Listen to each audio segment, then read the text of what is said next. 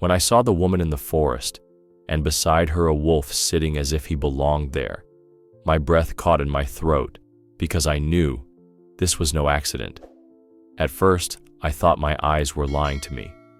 A lost woman in the middle of the wilderness was already something that could shake a man, but a wolf, calm, still, close enough to touch her, this was something my mind refused to accept. My heart hammered so hard I could hear it in my ears. I had come because the boy who found her had run to the village, shouting that there was a woman alive in the woods, but he had also said something else, something no one believed. She's not alone. The wolf won't leave her. I thought the boy was scared, confused, maybe mixing dreams with truth. But standing there, hidden behind the birches, I saw it myself.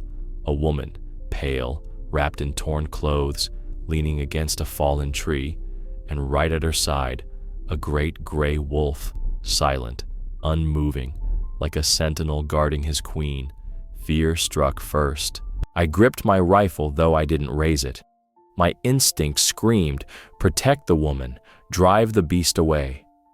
My hand trembled, but then I saw her hand, resting gently on the wolf's flank, and the animal didn't snarl, didn't move.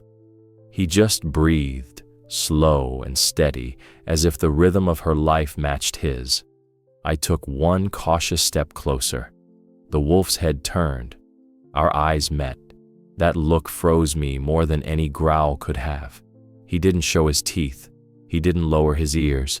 He only looked straight through me, like he knew exactly who I was and why I was there. In that instant, every thought fell away. I wasn't the hunter, the woodsman, the man with a weapon. I was just another creature who had stumbled onto something sacred. The boy whispered behind me, "See? I told you. He's guarding her." Guarding? How could that be? Wolves don't guard humans. They don't sit like loyal dogs beside them. But I saw it with my own eyes, and my body shook with the impossibility of it. The woman stirred. She lifted her head, weak but aware, and whispered something I couldn't hear. The wolf flicked his ears, like he understood. My heart pounded harder. I wanted to believe it was nothing, that I was imagining their connection. But her hand pressed against his fur again, and he leaned into her touch. I thought to myself, this is where it ends. The beast will sense me, leap, and tear me down before I can even aim. I braced for the rush of teeth, but he didn't move. He stayed exactly where he was, calm, steady, like a stone statue brought to life. And that was the moment I realized I was standing at the edge of something I couldn't explain.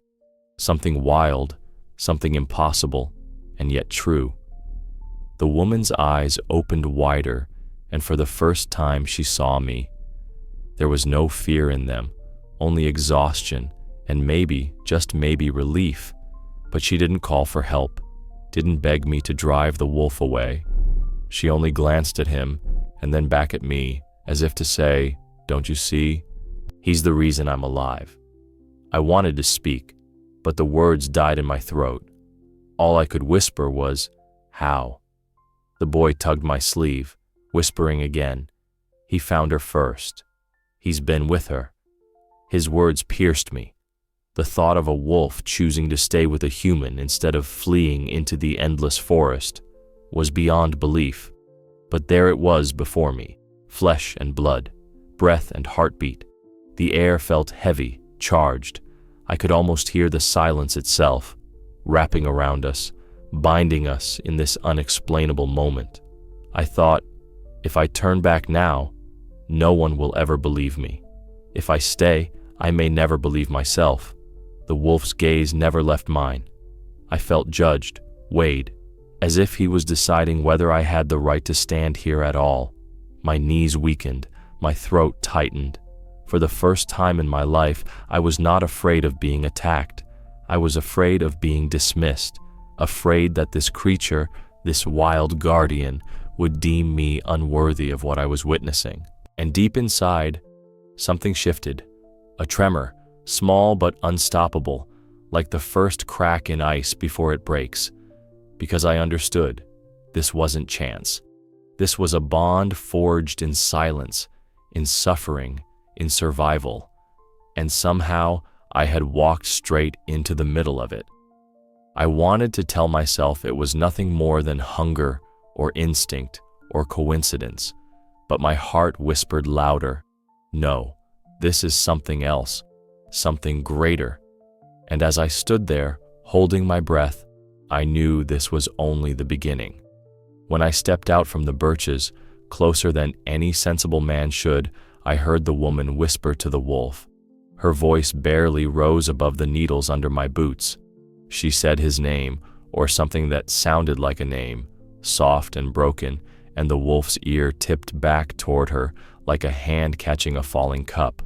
I felt my breath snag because I knew, whatever this was, it was between them. The boy tugged at my sleeve. She's not afraid of him. He's protecting her.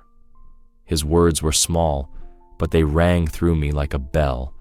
I wanted to hush him, to pull him away, but my body wouldn't move. I watched the wolf instead. He didn't leave. He did the opposite. He shifted, slow as dusk, and slid his body along hers, shoulder to shoulder, as if to block the wind. It was a small wind, hardly more than a thread through the pines, but he placed himself exactly where a blanket would go. I had seen wolves do 100 things. I had never seen this. The woman kept whispering. She didn't beg. She didn't plead. She spoke to him like you speak to someone who understands. The wolf glanced at me then, and I felt that same cold fire inside my chest. He wasn't asking my permission. He was telling me the rules. Be still. Don't frighten her. Don't break this. I took one step closer, and my boot sank into soft moss. The wolf rose just enough to put his body between us. Not a growl, not a baring of teeth, just a quiet line drawn across the earth. I raised my hands, palms empty, the rifle hanging cold and useless at my shoulder. The boy copied me, and I could hear his breath shiver. The woman's lips trembled. "It's all right," she said. Not to me, but to the wolf. He laid his head back down against her ribs, and I saw his chest move with her breath, as if he was measuring it. I don't know why that undid me, but it did. Something in me sagged, and I had to swallow hard. He looked at me like I belonged to his pack, and every old story I'd ever told myself about wild things cracked. She tried to sit up and winced. The wolf lifted his head and nudged her wrist, a quick, precise touch, then licked the cracked skin where the veins rise, once, like a mother tending a pup. I hadn't known a sound could come out of me like the one I made. It wasn't fear, it was something closer to grief. I decided he would slip into the thicket any second, vanish the way wolves do when they're done with you. Just a rumor in the trees. But he stayed. He stayed and watched me watch him. He stayed while the woman reached for a canteen that wasn't there. He stood, padded 2 steps to a fallen branch where a scrap of cloth hung tangled, her cloth, and nosed it toward her like a breadcrumb back to herself. I would have sworn against a Bible I was not seeing it right, if not for the boy's gasp and his fingers digging into my coat. "Ma'am," I said, trying to keep my voice from breaking the air. "We're here to help." The wolf's ears flicked at my voice. The woman's eyes fluttered, then fixed on me with a kind of steady brightness that didn't match her torn sleeves or her pale lips. "Don't rush him," she said. Not "don't rush me." Don't rush him. I nodded before I knew I was nodding. The forest seemed to lean in. The boy, brave in the way children are, crouched and slid his small hand along the ground, palm open. The wolf turned his head, narrowed his eyes, and then, God help me, he took a breath and let it go. He didn't move aside for me, but he did for the boy. The boy touched the edge of the woman's coat and pulled it over her knees. The wolf pressed closer, sealing the warmth in with his own weight. If your heart just missed a beat right now, you understand. Subscribe, because we tell the truth about what nature remembers, and it can change how you see the world." The woman spoke again, and this time I heard the words. "You found me," she whispered, and the way she said it made the hairs rise on my arms. She didn't say you came or you arrived. She said you found me, as if she had been lost to him, not to the world, and he had corrected a mistake. I swallowed and bent until my knee touched the ground. The wolf's nose lifted, taking my scent like a ledger entry. I felt judged again, and, Lord forgive me, I wanted to pass in his eyes. The boy whispered, "He won't hurt her. He won't." The wolf blinked, slow, the way a dog does when it's telling you it means no harm. But this was no dog, and I could feel the difference like a wire humming between my ribs. I slid my pack off my shoulder and set it down an arm's length away. The wolf clocked the move and then returned his head to the woman's side. He was not giving me the woman. He was showing me he had her. My palms were sweating. My mouth tasted like metal. I said, "I need to see your ankle," because I could tell by the way she flinched that something below the knee was wrong. She nodded and said his name again, quiet as breath, and only then did the wolf shift just enough that I could see the swelling beneath the torn fabric. He didn't take his eyes off me while I cut the cloth. He didn't flinch when she moaned. He tightened against her instead, a brace where there was no brace. I wrapped the ankle fast and clean, talking low, telling the air what my hands were doing so there were no surprises. The wolf listened. I swear to you, he listened. "What ties you to him?" I asked, before I could stop myself. The words came out bare. The woman looked at me, then at the boy, then at the wolf, and something moved across her face like shadow through water. She opened her mouth and then closed it, and her hand found the wolf's fur again. He leaned into her palm, eyes half-lidded, as if the answer was there already and I just wasn't worthy of it yet. I thought that would be the end, that we'd lift her and carry her out, and the wolf would vanish back into the pines, a ghost freed from his watch. But the forest held its breath, and the wolf did not leave. And I understood that the question inside this moment was bigger than any of us. What had she given him that he was now giving back? I didn't know. Not yet. I didn't see the wolf leave. One blink, he was pressed along her side. The next, there was only the hush of the pines and the woman's thin breath. I thought he'd finally melted into the timber like any wild thing would. Then the brush shivered. He trotted back, head low, jaws full of dry twigs so brittle I could hear them clicking against his teeth. He dropped the bundle near her knees and looked at me once, hard, as if to say, "Do it." My hands moved before my mind did. I cleared a circle with my boot, scraped damp needles away until dark soil showed. The wolf nosed the twigs closer, then turned, vanished again, returned with curls of pale birch bark lifted like ribbons from a fallen trunk.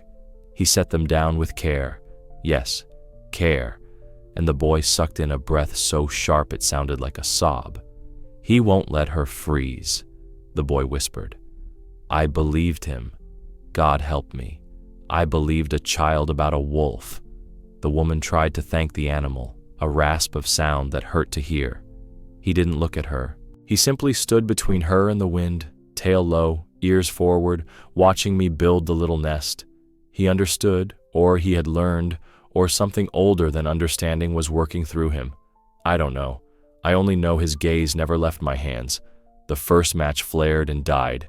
My fingers were clumsy, colder than I wanted to admit. The wolf stepped aside, then returned with a tuft of grass, dry as straw. He set it where I would have set it, and I felt my throat close. I struck again, cupped the tiny flame, fed it bark. It caught, fluttered, tried to give up. The wolf leaned so his body blocked the breeze, not too close, but exactly close enough. The flame took, brightened, became a small, living thing. He looked at her like she was his own. The woman closed her eyes as the first lick of heat touched the air.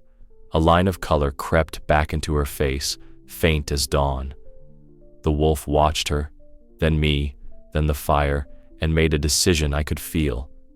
He circled once, laid himself on the cold ground so his back pressed to her hip again, leaving the fire the front and his warmth the rear, as if he knew exactly how heat moves through a broken body. I thought it was a coincidence, an accident of movement, a series of lucky guesses. But then he did something that took my breath away. He rose, padded to my pack, and nosed at the side pocket where I keep the tin of tinder and a little steel. He didn't claw, didn't tear. He tapped the fabric with the bridge of his muzzle, paused, tapped again, then glanced at me. I froze, because he was not begging. He was directing.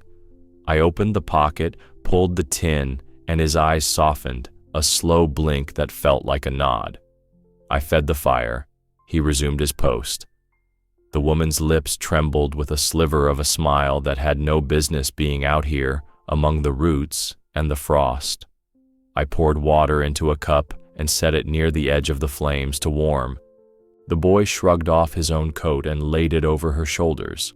The wolf watched the coat like he recognized it for what it was, shelter, and then eased his shoulder closer, sealing every seam where cold might creep in. When she shivered, he answered by pressing the full length of himself along her ribs, not possessive, not fearful, just present, like the anchor line on a drifting boat. I kept working, because work was the only thing that kept my mind from splitting in two. I cut the last of my jerky into small pieces and let them soften in the warm water. I offered a spoonful to the woman, and when her hand shook too hard to hold the cup, the wolf shifted so her elbow could rest on his shoulder. She drank and coughed and drank again. His ears twitched every time her breath hitched. He wouldn't meet the fire with his eyes, as if he respected it the way a man respects a river in flood. But he accepted it. He accepted us. The boy edged closer until he could touch a corner of the woman's coat, and the wolf allowed it, the same way a father allows a child to step into the circle of lamplight. "What is he to you?" I asked her, not looking up from the knots of her bandage, because if I looked at her, I might cry. She didn't answer. She reached her hand into the thick ruff of his neck, and he released a breath so long and low it felt like a prayer. The fire steadied. The cold drew back a fraction. The forest returned to its listening. I thought this small mercy would be the extent of it, that the story would end with warmth and a guarded retreat into separate lives. But the wolf lifted his head again, scanned the trees, and touched his nose to her wrist in a brief, deliberate tap, as if reminding her of something only they shared. The boy saw it too. "He's telling her," he whispered, eyes wide. "He's telling her we can move." I didn't know what promise lived between them, or what debt had been waiting out here in the dark, or how a wild heart could learn the shape of human need. I only knew that a line had been crossed, quiet and absolute. He was not merely keeping her warm. He was keeping a vow I could feel but not name, and whatever tied them, whatever old, impossible thread, it was pulling tighter. He vanished as quietly as he'd come, and I told myself that was it, that the wild had finished with us and would take back what it owned. I even let my shoulders drop, ready to lift the woman and start for the road while the fire still held. I thought that would be the end of it, the clean edge where our worlds part. But the brush opened again, and he returned with a hair clenched in his jaws, legs slack, fur matted with frost. He set it down, not near me, not for himself, but at the woman's feet. For a long second, no one breathed. The boy's fingers dug into my coat. The wolf looked at me, then at the woman, then back at me, and in that triangle I felt the strangest order: do what you know how to do. I knelt, knife in hand. The wolf did not bristle, did not threaten me for touching what he had killed. He stepped back, tail low, eyes lifted. He watched the woman, not the meat. He watched her like she was his own. My hands moved on their own memory.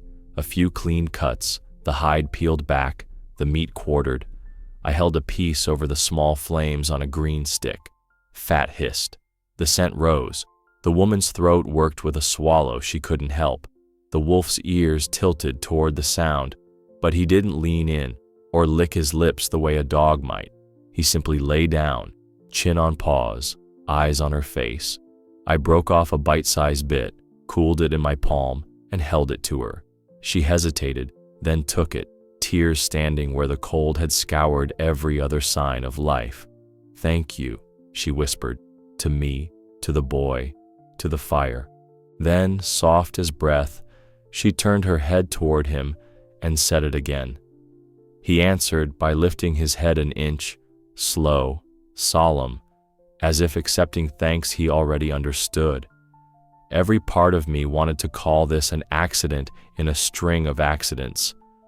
I wanted to believe he had simply dropped his kill and the rest was us painting meaning where there was none. But I offered him a piece then, because it felt like the right thing to do, and he did something that cracked me open. He turned his head away. He would not eat, not until she ate again. The boy saw it too. "He's waiting for her," he said, voice shaky with wonder. "He wants her to get strong." I fed her little by little until the color in her mouth came back from the dead. When I finally set a piece on the ground for him, he took it gently, like a promise kept. He did not gulp. He chewed with his eyes still on her. When the boy reached toward the hide, the wolf lifted one paw and held it there as if to say, "Leave that. There's more to do." It made no sense, but I nodded anyway. Sense was the smallest thing in the clearing now. After a few bites, the woman's voice loosened. "I lost the trail," she said. "The light went wrong and then the trees, they all became the same." She touched the wolf's ruff and he let his weight sink closer. A living brace. I slept under a spruce the first night. I woke up shaking so hard my teeth hurt. I thought I heard footsteps and I was too tired to be afraid. The boy leaned in, eyes wide. "Was it him?" She nodded. He stood just there, not close enough to touch. He didn't leave when I moved. He watched. I thought I was dreaming. The second day, I followed him. He kept looking back like he was checking if I was still behind. He led me to water I never would have found. He lay down in the sun, and I lay beside him, and I slept. I woke up warm. She laughed once, a broken sound. I ate berries and a handful of needles. I thought I would die the third night. He found me before the dark and lay beside me, and I felt my heart slow down like it was listening to his. She glanced at me, pleading to be believed even as she couldn't believe herself. I believed her. The forest around us believed her. Fear rose in me then, sharp and clean, not of teeth, but of being wrong about everything I had known. A hunter lives by rules. If the rules change, what is he? I looked at the wolf, and my eyes stung.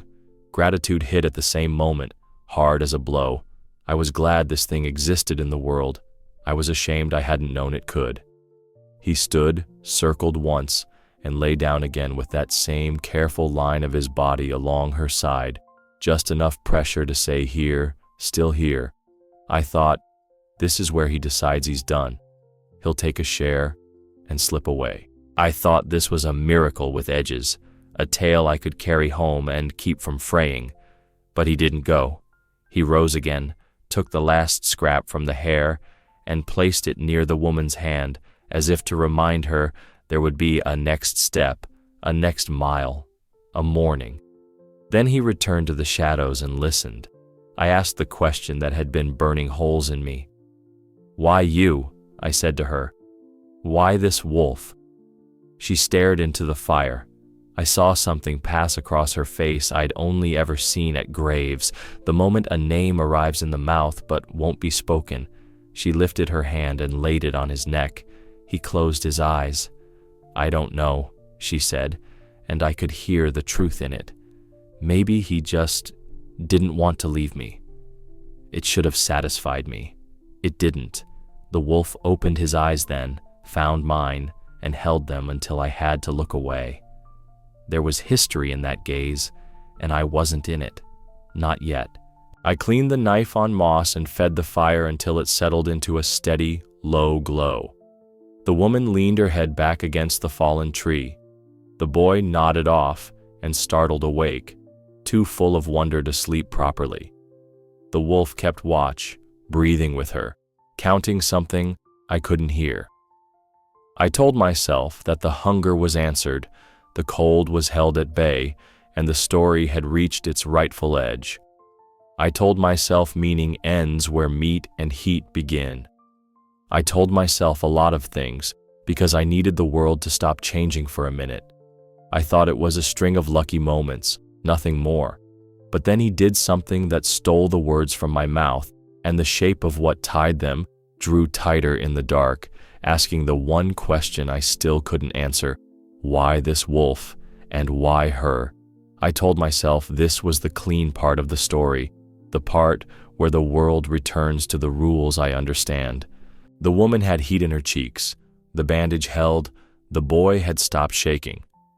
We would lift her, find the old logging road, wave down a truck, and the wolf would vanish into the trees like smoke. I even said it out loud to make it true. That's it. You're going to be all right. He'll go now. I thought he'd fade at the edge of the clearing, leave us his silence and take back the rest. I thought he'd step once into shadow and be gone for good. I decided this is where it ends. But that was only the lie I needed to walk. We doused the fire to an ember bed, packed what little we had, and I made a walking stick for her from a sapling. The boy took the lead the way children do, full of hope he hadn't earned yet. The woman leaned on my arm and we took our first steps, slow and careful, testing the world. The wolf was nowhere. I told myself that meant normal had returned. We made it as far as the bend where the creek cuts the hill. A jay scolded, ice crackled in the mud. Pulled in, I shifted her weight to rest. That's when I saw him up ahead, standing in the path like a question. He wasn't blocking us. He wasn't inviting us. He was simply there, eyes steady, tail low, one ear turned back toward us, the other toward whatever lived in the timber. He let us see him, and then he slipped forward, not vanishing, not waiting, moving at a pace that matched the woman's breath. He would go 15 paces, look back, hide just enough for my heart to kick, then show himself again. I thought that was the end of his part, I said to the boy. Have to keep him brave. He'll leave now. He won't, the boy said, voice small but certain. He won't let her go. Dusk fell like a slow hand covering our eyes. The air thinned and sharpened. We found a hollow where the wind died to a whisper, ringed by firs that held the day's last heat. I wanted to push on. Pride said we should make the road by night. The woman's ankle said otherwise. I knelt and checked the wrap. The wolf appeared at the edge of the hollow and lay down, chin on paws, so that his body faced the dark we couldn't see into. He did not look at the woman now. He looked out. I gathered branches, and the boy worked the tinder with a clumsy reverence that made me ache. The woman watched the wolf watching the world. When the first flame rose, he shifted to put himself between firelight and trees, a gray hinge where our small circle met the miles of black beyond. He didn't sleep. Every little sound passed through him the way wind passes through a wire fence. If a twig popped, he lifted his head and marked its place. If an owl called, he listened once and dismissed it. When a fox barked somewhere to the south, he stood, walked the perimeter of our light in a slow, even circle, and returned to the same spot like a needle back to its groove. I had spent my life reading animals for signs. This felt like the animal was reading us. It made me uneasy the way gratitude can make a man uneasy. I was afraid and grateful at the same time, and I didn't know how to carry both without spilling one. The woman spoke into the fire. "I can't believe any of this," she said. "I can't believe I'm warm." Her voice broke and mended itself in one breath. The wolf turned his head at that sound and looked at her, not the way a wild thing sizes a body, but the way you look at someone you already know. There was something human in his eyes. It hit me like a blow. I looked away because I couldn't stand to be seen by him in the way I saw him. I told myself this was the last kindness. I told myself he'd stay until the stars were clear, and then he'd be gone with the frost. I even set my rifle within reach out of habit, though habit felt foolish under that gaze. "He'll go," I said again, soft, trying to make the world listen. When the woman shivered in her sleep, he rose without a sound and laid the whole length of himself along her back, not pinning her, just lending weight. When the fire guttered, he nudged my elbow with his muzzle. Not a beg, not a plea, an instruction, and I fed the coals until the little flames stood again. When I stood too fast to stretch, he stepped across my path and looked at my hands, then at the woman, then at my hands again, slow and deliberate, and I understood. Move gently or not at all. It was too much. It was almost comical, except it was holy. I swallowed hard and sat back down. The boy tucked his coat tighter around the woman's knees and rubbed at his eyes with the back of his hand. The wolf let the boy be closer than he allowed me, and I took no offense. It felt right, like a law I had never learned, but had always been true. "Why won't he leave?" I asked, not to anyone in particular. The trees had no answer. The boy did. "He's not finished," he said. Finished with what? Watching, guarding, paying a debt I couldn't name. The question hung between us, a thread the night did not cut. Sometime in the dark heart of the night, when even the owls grew tired of their own names, the wolf stood and padded to the edge of the light. He lifted his nose and took the world in, slow and deep. He did not call out. He did not ask for an answer from the hills. He returned to us and lay down again, as if the only answer he needed was here. I thought he'd leave for good right then, I admit, the way a man admits he didn't know what he was seeing. I thought he finally trusted us enough to go. I decided he would vanish at last, and we would carry this miracle home and keep it safe by not looking too hard, but he did not leave. He pressed closer, eyes half closed, listening with his whole body, and the night listened back. I realized then that I had been wrong about the shape of the ending. It wasn't a line. It was a circle drawing tighter around us. I thought he would go forever, but it was only a new turn. And somewhere past the edge of firelight, something waited that belonged to them, not to me, and it was coming. I woke to a sound that didn't belong to the night we'd made, heavy, careful, like a hand testing a locked door. For a moment I told myself it was the wind shifting branches, nothing more, and my heart settled. I even lay back, thinking the worst had passed with the cold. I thought the dark would leave us alone now, but the sound came again, closer, and every hair on my arms stood up.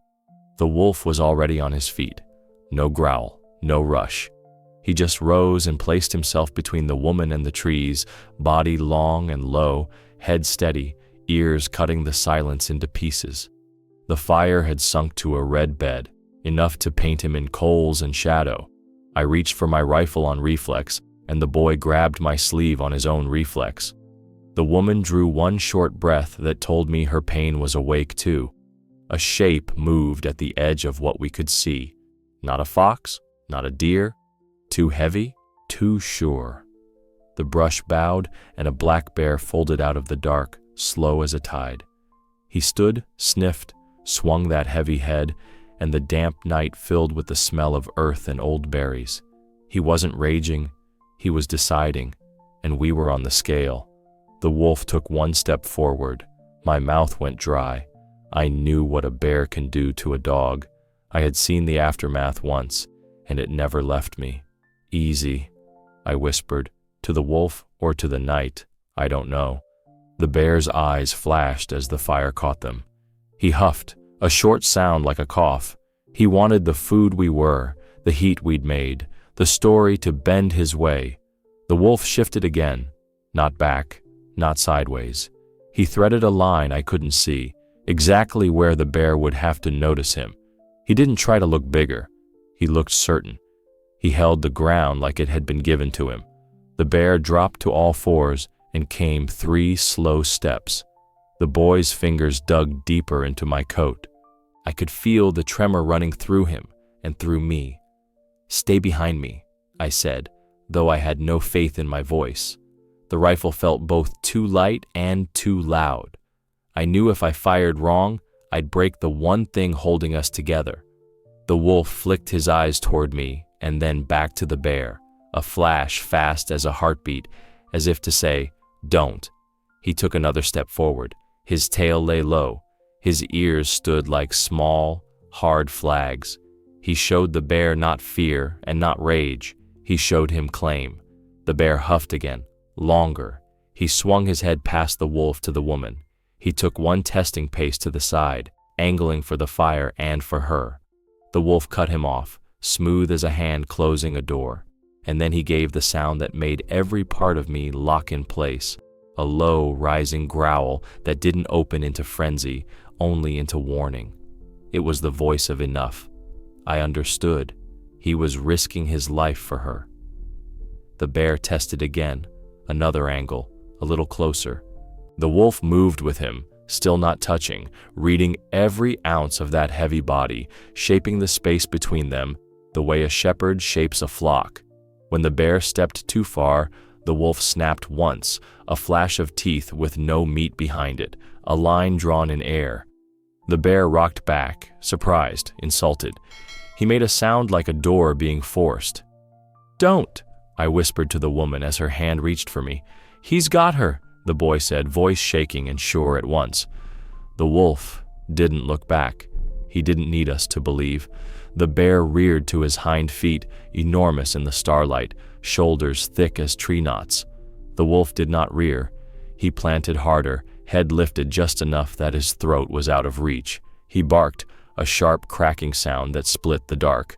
Then he moved, not straight at the bear but past him, a fast half-circle that took the bear's eyes with him.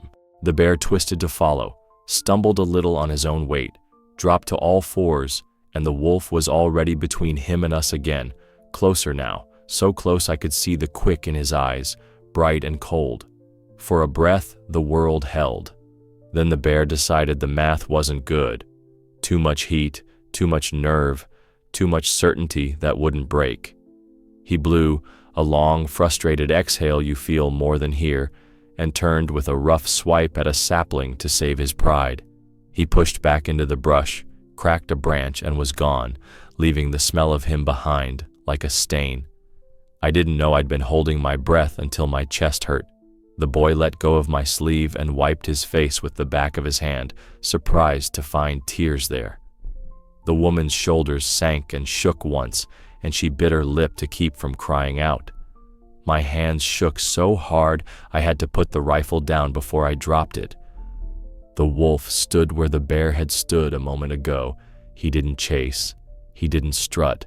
He turned, slow, came back to the woman, and touched his nose to the bandage at her ankle as if counting her pulse. Then he lay down again, not beside the fire this time, but fully against her, shoulder to hip, anchoring her to the ground, like he was holding the world steady by force of will. I thought the danger had ended with the crack of that broken branch. I thought we'd been spared, story closed, lesson learned. But the wolf lifted his head and listened, really listened, the way only wild ears can. He looked toward the path the bear had taken, then past it, deeper into the trees. He made a soft, breathy sound, half sigh, half question, and the woman's hand found his ruff like an answer. "Why is he doing this?" I asked, and the question landed louder than I meant. To me, to the trees, to whatever kept score in a place like this. No one answered. The boy only said, "He won't leave her." The wolf blinked once, slow, and put his head back down, eyes open to the dark. I fed the coals and watched the shadows move, and the old rules I had carried all my life felt like traps I'd set for myself. A wolf had chosen a side that wasn't his by birth or by law. He had taken on a fight he didn't need. He had stood between a bear and a broken woman, as if that was the shape he was born to fit. I wanted to believe that was the end of it. I told myself the worst had come and gone. I told myself morning would make sense of everything. But the night didn't give us back our certainty. The wolf kept his post, and the one question I couldn't shake drew tighter around us, like a noose I didn't want cut. What debt was he paying, and why to her? Dawn peeled the dark off the trees, thin and gray, and I saw the wolf before I saw the light. He was already awake, already listening, already between the woman and the world. When she stirred, he lifted his head and touched her bandaged ankle with his nose, gentle as a thought. Then he did something so small it almost broke me. He pressed his chin into her open palm like a dog that had come home. Tears started in her eyes without warning. She bit her lip, swallowed, tried to turn away from us. The boy handed her his sleeve without a word. I looked down because it felt like a private thing, and when I looked up, she was looking at the wolf, the way a mother looks at a son who's taller than she remembers. "I know him," she said. I didn't speak. The wolf's ears tipped back toward her voice, then forward to the trees. He measured both at once, and somehow I knew he'd always done that, held two worlds and kept them from breaking. "Years ago," she whispered. "Spring." The snow was mostly gone, but the ground was still iron. I found a pup, a scrap of gray caught in a wire by the old fence line. Her hand moved, unconsciously drawing a circle in the ruff of his neck. He wasn't much bigger than my forearm. The wire had chewed his leg. He wouldn't cry. He just watched me, breathing fast.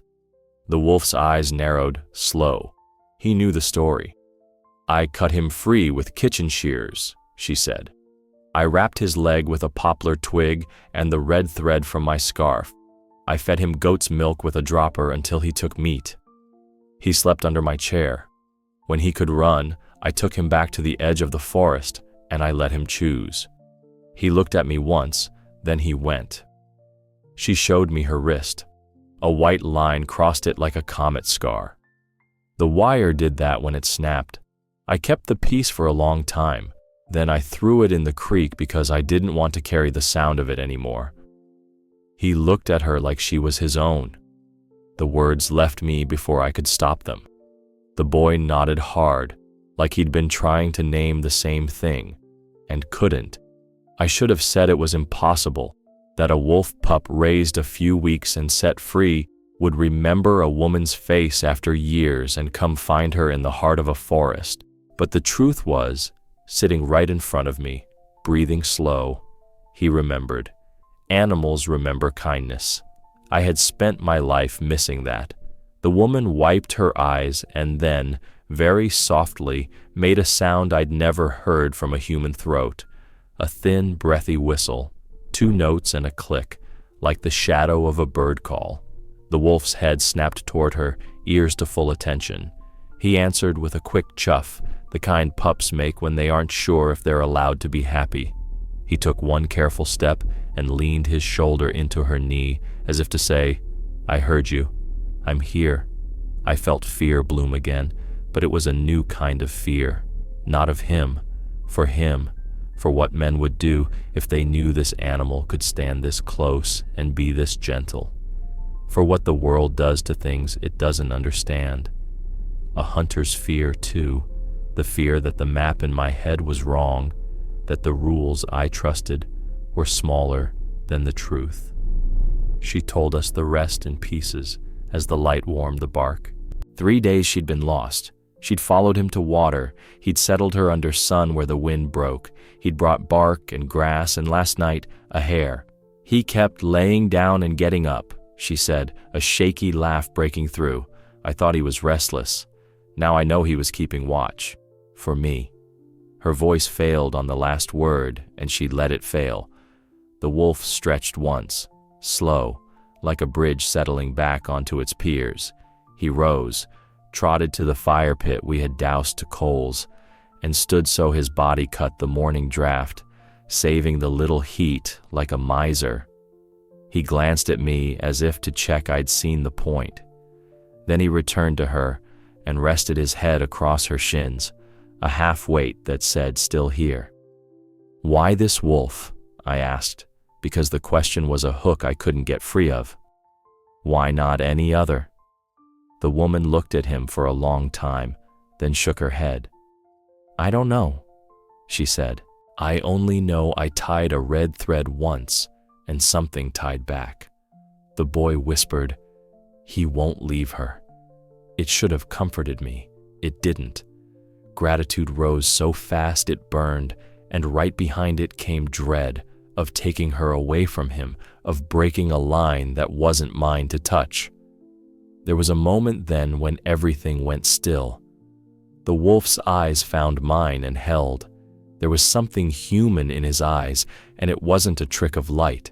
It was recognition and responsibility, and a question I felt in my bones. Will you carry your side of this?